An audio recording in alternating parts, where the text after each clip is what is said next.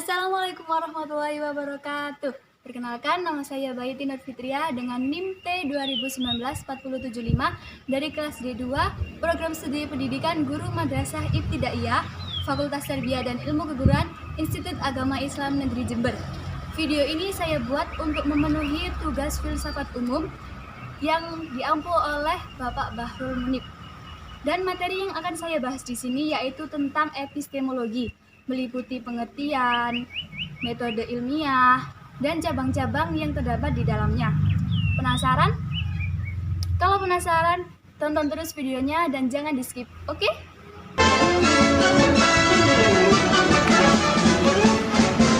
Ya, sebelum saya menjelaskan tentang epistemologi, saya akan menjelaskan sedikit tentang filsafat.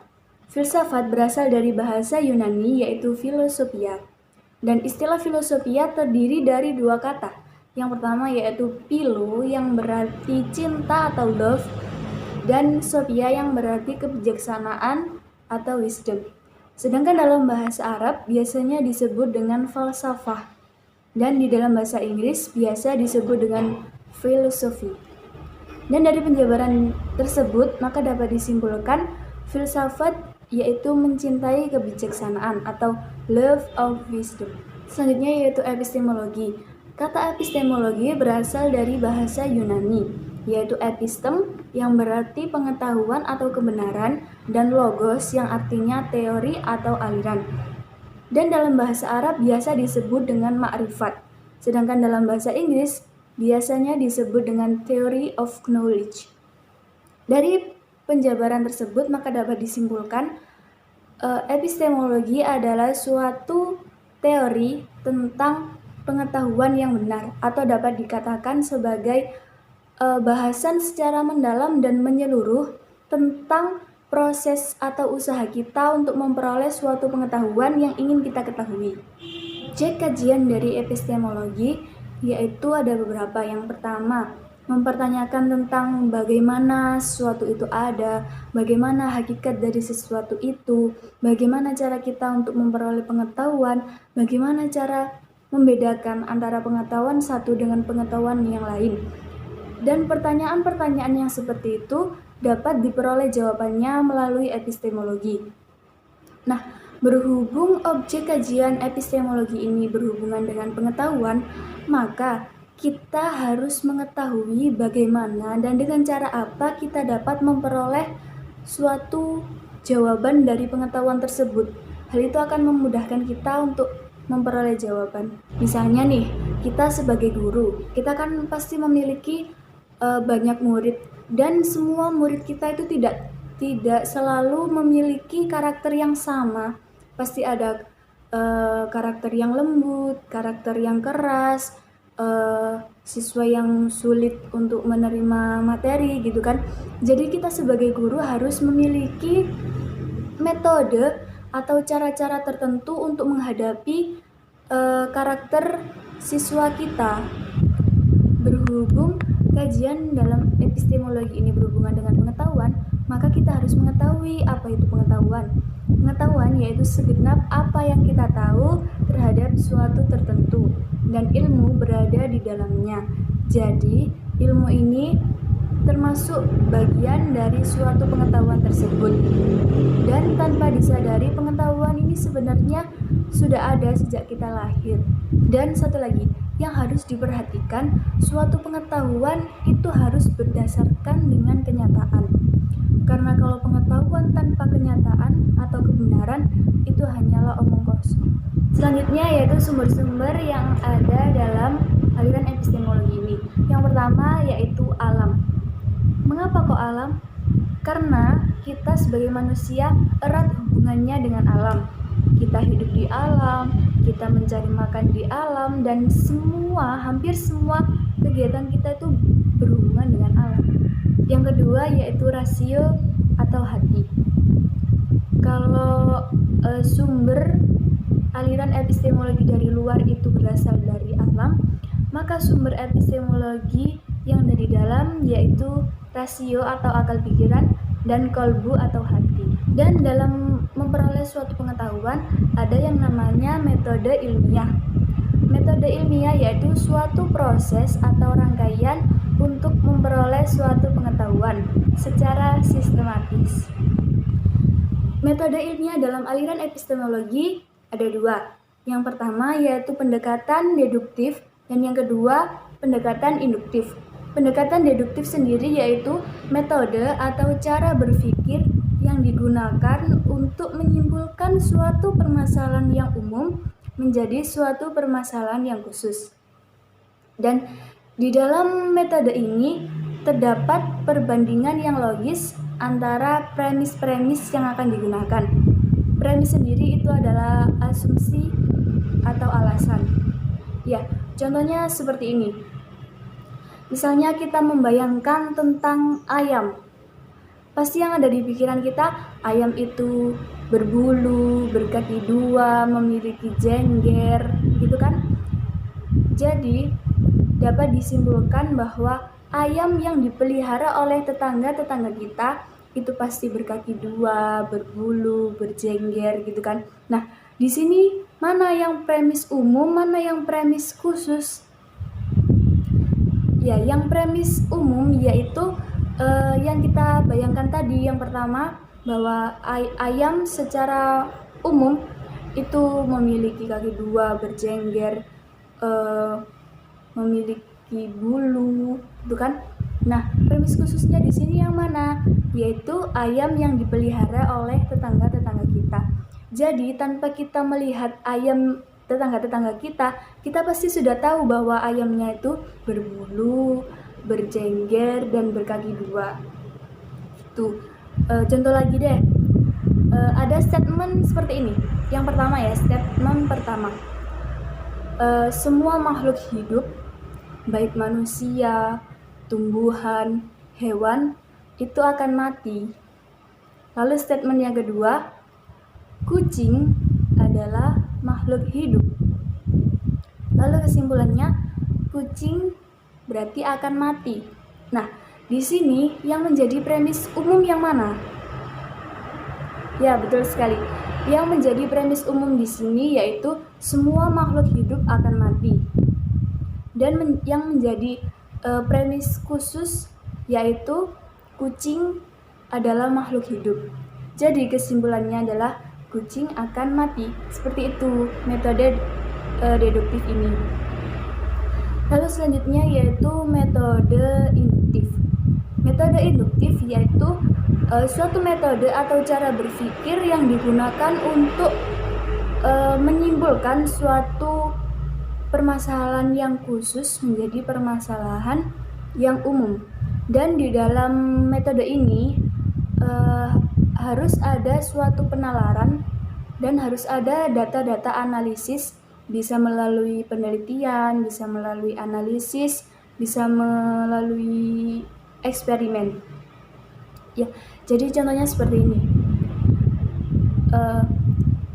Manusia akan hidup apabila ada udara. Hewan akan hidup apabila ada udara. Lalu tumbuhan akan hidup apabila ada udara. Dan makhluk hidup juga akan hidup apabila ada udara. Lalu premis khususnya yang mana? Premis khususnya di sini yaitu ya manusia, hewan, tumbuhan, dan makhluk hidup. Karena ini kan merupakan data-data yang dianalisis. Lalu premis umumnya yang mana? Akan hidup apabila ada udara. Seperti itu. Selanjutnya yaitu cabang-cabang atau aliran-aliran yang terdapat dalam epistemologi. Yang pertama yaitu aliran rasionalisme. Rasionalisme sendiri berasal dari bahasa Latin, yaitu rasio yang berarti akal. Atau dalam Kamus Besar Bahasa Indonesia, yaitu berarti suatu paham atau teori yang menganggap bahwa akal dan pikiran adalah satu-satunya jalan untuk memecahkan suatu problem.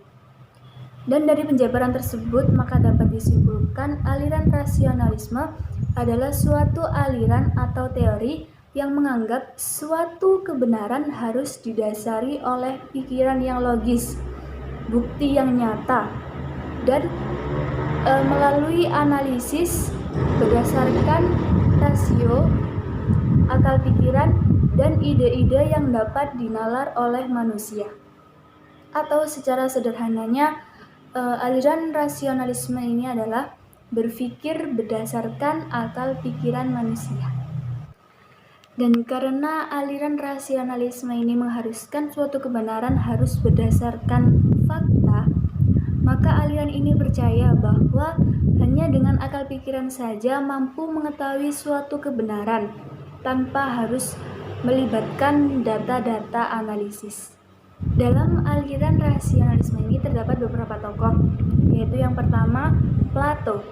Plato dianggap sebagai pendiri epistemologi karena dia yang pertama kali mempertanyakan bagaimana sesuatu itu ada, bagaimana cara kita memperoleh suatu pengetahuan, dan lain-lain. Lalu yang kedua yaitu René Descartes. Ia adalah orang yang pertama kali dalam akhir abad pertengahan yang menyimpulkan bahwa filsafat harus berdasarkan dengan akal pikiran manusia, bukan dengan perasaan, bukan dengan iman seseorang, dan bukan dengan yang lainnya, namun hanya dengan akal pikiran saja. Selanjutnya yaitu aliran empirisme. Kata empirisme sendiri berasal dari bahasa Yunani, yaitu pengalaman menurut panca indera, atau dalam Kamus Besar Bahasa Indonesia itu berarti ilmu pengetahuan dan filsafat yang berdasarkan metode empiris. Dan dari penjabaran tersebut maka dapat disimpulkan bahwa aliran empirisme adalah suatu aliran atau metode yang menyatakan bahwa suatu pengetahuan itu harus berdasarkan pengalaman panca indera, atau dapat diartikan sebagai suatu pengetahuan harus didasari oleh data-data empiris, bisa melalui penelitian, bisa melalui analisa, bisa melalui eksperimen, dan lain-lain. Dan tokoh dari aliran empirisme sendiri yaitu John Locke. Aliran yang ketiga yaitu aliran kritisisme. Aliran kritisisme yaitu aliran yang menjadi jembatan antara aliran rasionalisme dan aliran empirisme. Mengapa demikian? Ya, karena aliran kritisisme sendiri itu adalah suatu aliran atau metode yang digunakan untuk memperoleh pengetahuan tanpa memihak kepada aliran rasionalisme maupun aliran empirisme, atau dapat dikatakan sebagai aliran yang digunakan untuk memperoleh pengetahuan melalui kedua aliran tersebut. Dan dalam aliran ini terdapat seorang tokoh filsuf dari Jerman yaitu bernama Immanuel Kant. Ia juga berpendapat bahwa kedua aliran ini sama baiknya dan dapat digunakan untuk memperoleh suatu pengetahuan agar lebih sempurna. Dan pada dasarnya kedua aliran ini itu saling melengkapi dan tidak dapat dipisahkan. Ya, tidak dapat dipisahkan. Aliran selanjutnya yaitu aliran fenomenologi.